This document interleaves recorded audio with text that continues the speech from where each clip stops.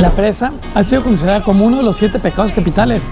Por cierto, hice un video de cada uno de los 7 pecados capitales y no es por nada, pero me quedaron muy bien. Pero a ver, desde siempre la enseñanza de la iglesia ha sido bastante clara sobre su peligrosidad.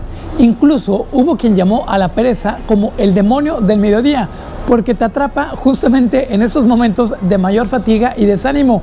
Hoy en día lo podríamos llamar como el mal del puerco o el mal del jabalí, que es ese sueñito después de comer, o las ganas de irnos de vacaciones, o el cansancio producido por el peso del día. Porque a ver, seamos honestos, ¿quién no ha dicho, nah, total, lo hago mañana? Entonces, hoy quiero hablarte acerca de la pereza, porque muchas veces ese pecadito que pudiera parecer que es inofensivo, pudiera estar alejándonos y distrayéndonos de lo importante. Es cierto que la pereza no siempre es negativa. Steve Jobs decía que las personas perezosas encuentran soluciones eficientes porque buscan el camino más fácil. Pero ¿eso es verdad? Es verdad que el tiempo de aparente inactividad podría convertirse en una oportunidad para descansar y recargar. Sin embargo, es necesario saber cuándo tenemos que parar y cuándo iniciar nuevamente. Pero a ver, no nos adelantemos. ¿Qué es exactamente la pereza? Fíjate que encontré una muy buena definición y dice así: la pereza es la tendencia hacia la ociosidad, que pase el tiempo y que hagamos nada. Es más, aún la pereza no es solo no hacer nada, sino que también es esa resistencia a hacer lo que sabemos que tenemos que hacer, y eso puede ser tan simple como no ayudar en casa o tan grande como no luchar por nuestros sueños, y hasta esos niveles puede colarse la pereza. Ahora, cuando nos volvemos al mundo espiritual, ahí también podemos encontrar la pereza y se llama asedia. Y es esa flojera para tener una relación de amor con Dios. Es esa hueva que nos da el esfuerzo que requiere mantenernos fuertes en la vida espiritual. Y de la asedia a la tibieza no hay más que un pasito. Espero que te acuerdes lo que dice el libro del Apocalipsis acerca de la tibieza. ¿Te acuerdas? Conozco tus obras, sé que no eres ni frío ni caliente. Ojalá lo uno o lo otro. Por lo tanto, como ni eres frío ni eres caliente, sino tibio, estoy por vomitarte de mi boca. Y aquí yo siempre me he preguntado si Dios nos va a vomitar de la boca o va a vomitar sobre nosotros. Pero a ver, sea como sea, la pereza resulta peligrosa. Número 1, porque nos hace perder el gusto por lo que antes amábamos. Número 2, porque nos desconecta de Dios y de nuestra misión en la tierra.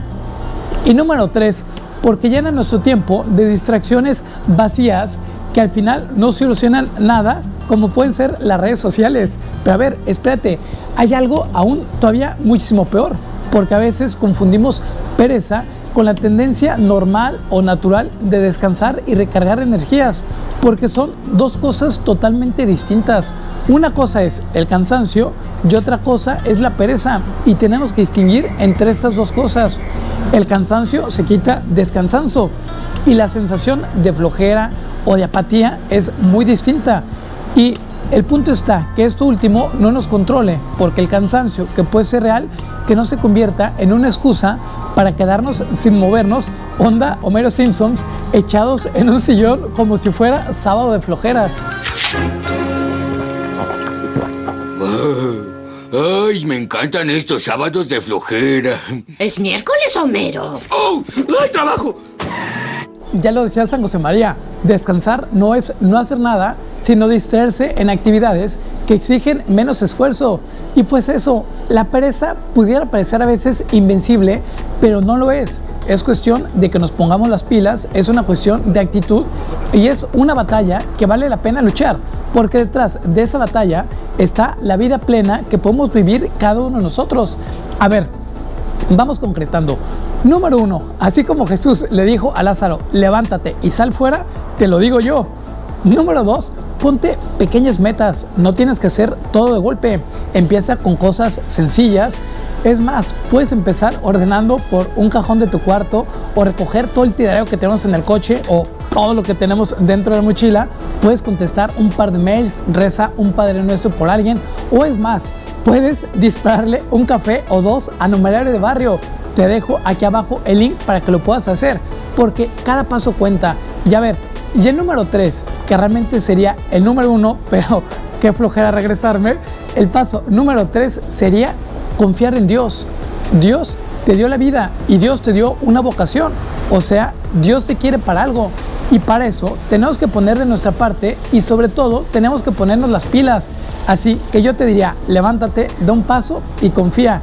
Y recuerda, sobre todo, que Dios no te creó para una vida mediocre, sino que Dios te creó para algo muchísimo más grande. Recuerda que yo soy numerario de barrio, un numerario cerca de ti. Hay un festival de la sal en el parque público. Ah, sí, fui ayer.